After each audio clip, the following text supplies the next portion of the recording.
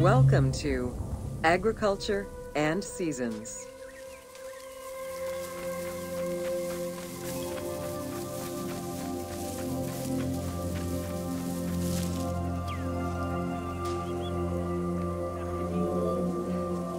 While crops were cultivated in different oases around the desert, most of the arable lands were near the Nile. Two types of cereal grain were cultivated, barley and an ancient wheat known as emmer. These two key ingredients contributed in establishing bread and beer as the staple of the Egyptian diet and the basis of its economy.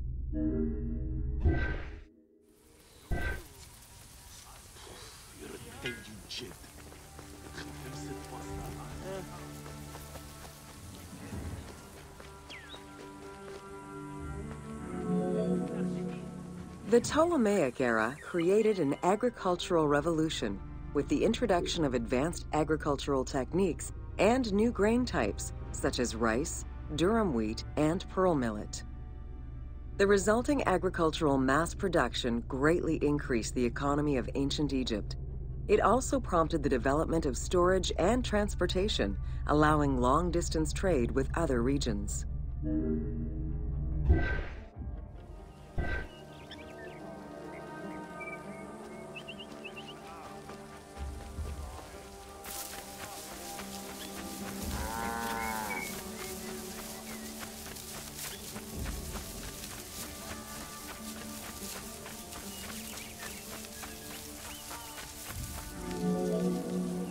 Both bread and beer rations were part of a system of barter payment. The state used those goods to pay wages for those who worked in the quarries and at the construction sites. Beer was so important to ancient Egyptians, they had a goddess of beer brewing, Tenenet.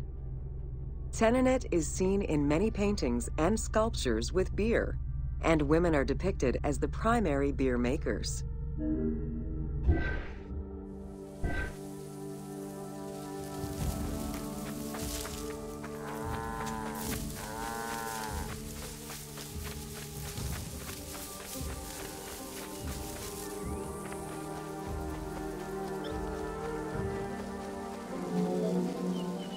In order to increase agricultural production, fertile land was divided into plots and large agricultural villages were encouraged. The state and temples were the biggest landowners. Depending on the region, fertile land was managed by civil servants or rented to individuals.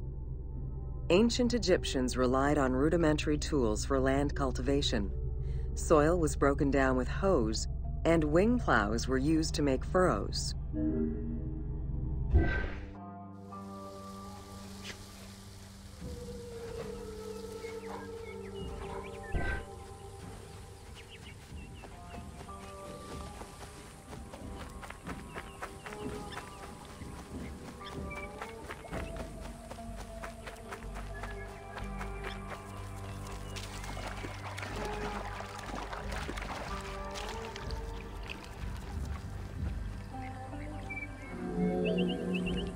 The three seasons known as Akhet, Peret, and Shemu corresponded to a specific phase of the agricultural process and the river's natural changes. Akhet was the time of the flood, beginning with the appearance of the star Sirius in July. Peret was the time when lands were cultivated, plowed, and sown. This fell between October and November. Shemu ran from May to September and was when harvesting and taxation began.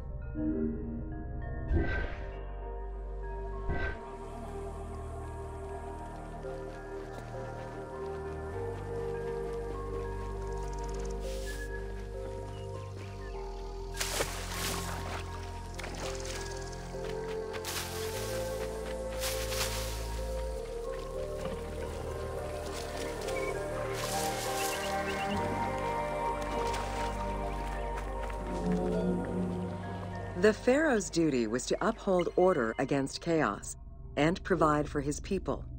Priests and local governors also wanted to appear as protectors of the people. However, any variation in the Nile's seasons could cause water shortages. This had devastating consequences on wheat and barley crops.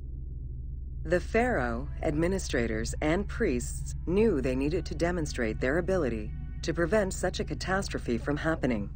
And so they invented the story, which would be inscribed upon the famine stela.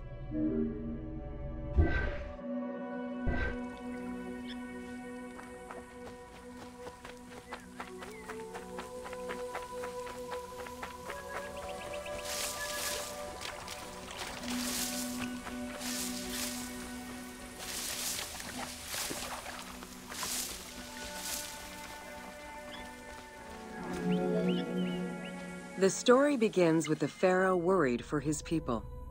The Nile hasn't flooded in years, and his people are starving. In search of the origins of the flooding, Djoser seeks out Khnum, the protector god of the region and the source of the drought. Djoser gives the god offerings and orders his priests to restore the temple of Khnum. These offerings please the god, and the floods are restored. This story was intended to highlight the importance of the deity in everyone's daily lives, while also demonstrating the crucial role that the priests and the king played in feeding and protecting the people of Egypt.